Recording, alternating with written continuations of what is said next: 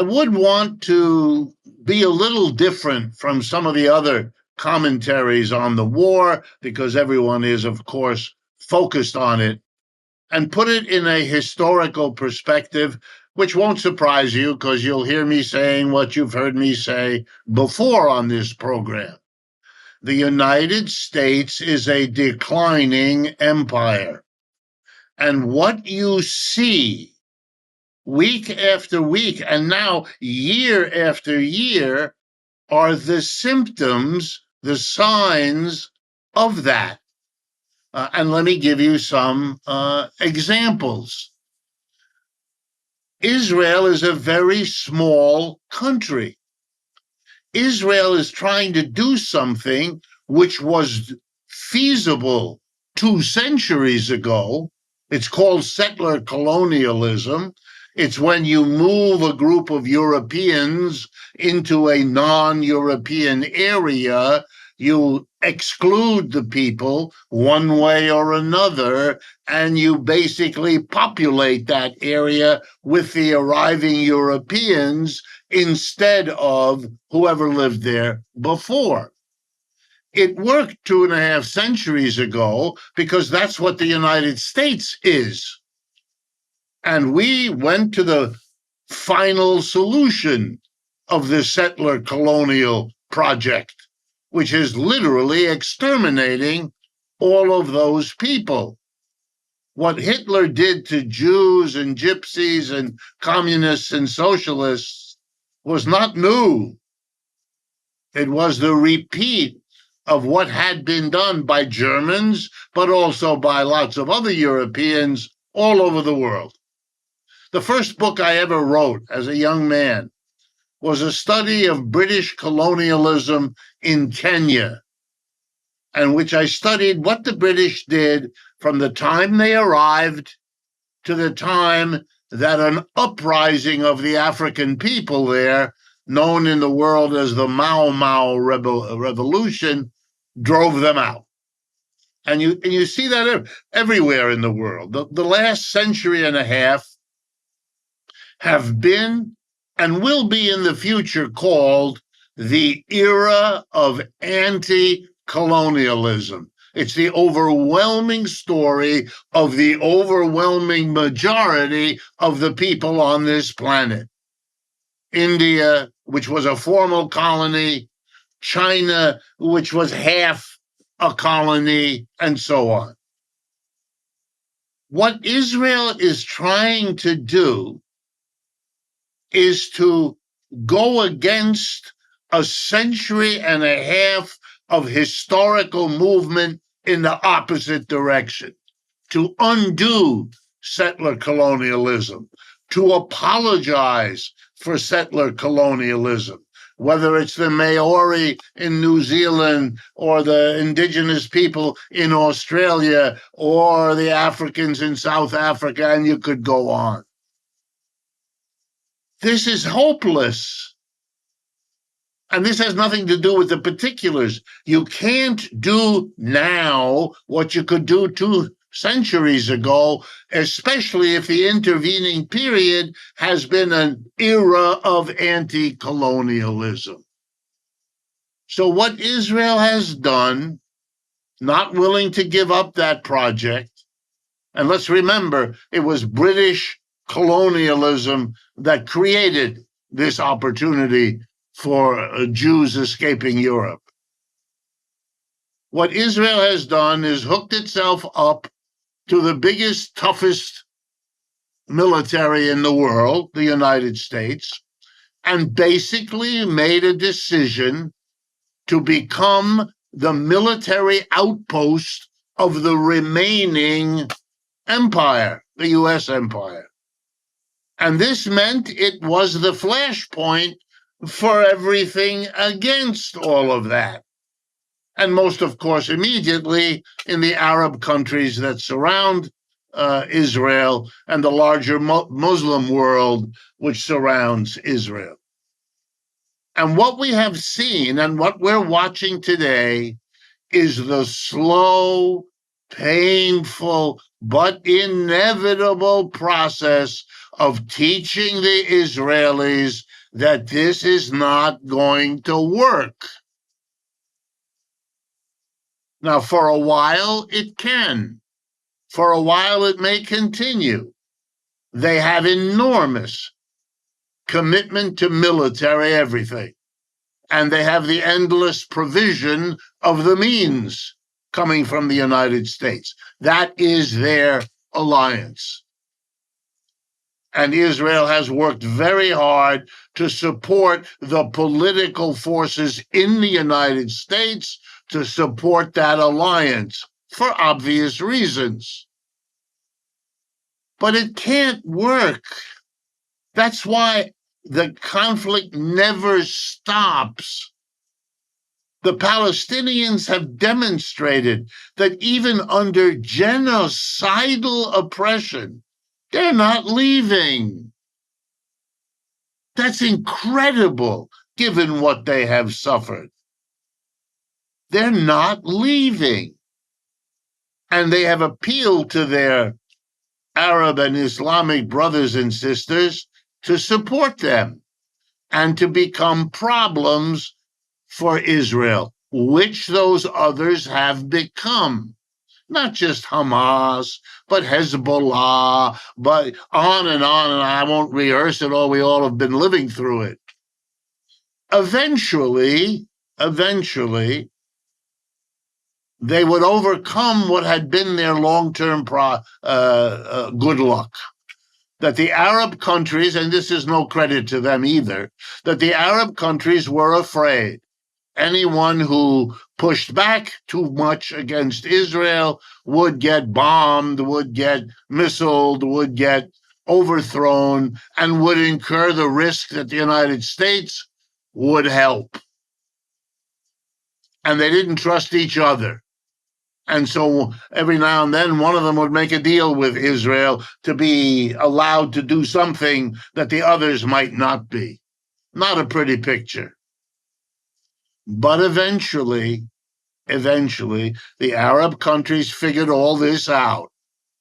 If I can understand it, so can they.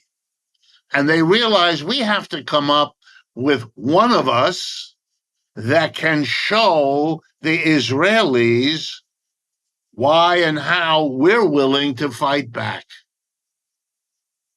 And they found two. The first one is this mysterious group referred to in the American media as the Houthis. The Houthis is a part of the population of Yemen, one of the poorest countries on earth, basically a sliver of inhabitable land in an otherwise desert over there. People who very frugal, very hardworking, able to live on next to nothing.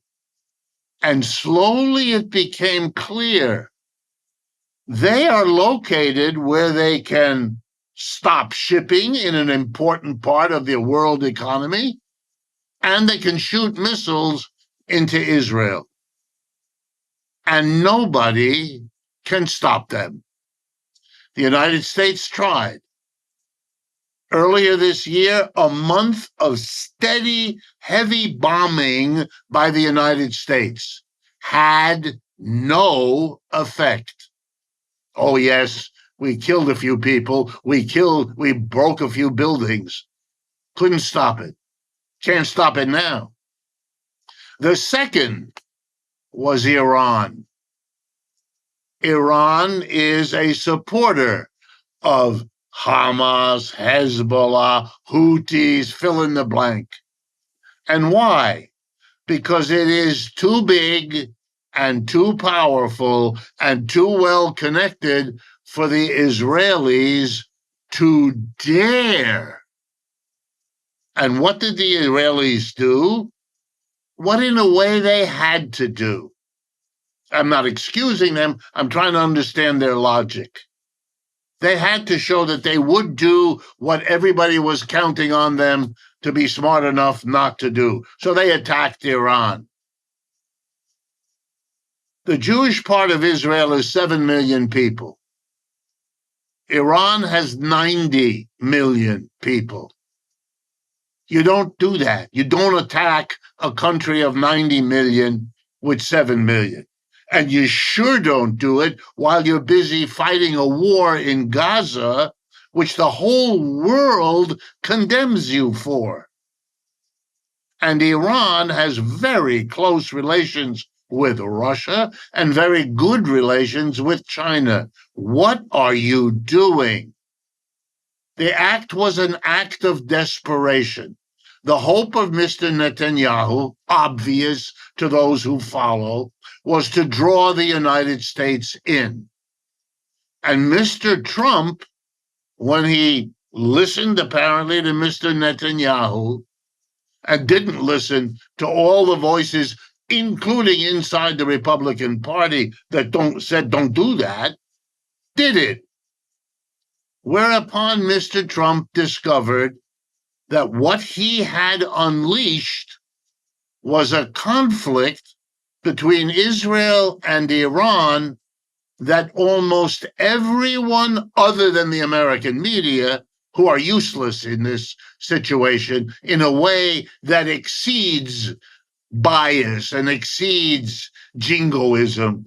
This is straight out propagandistic nonsense.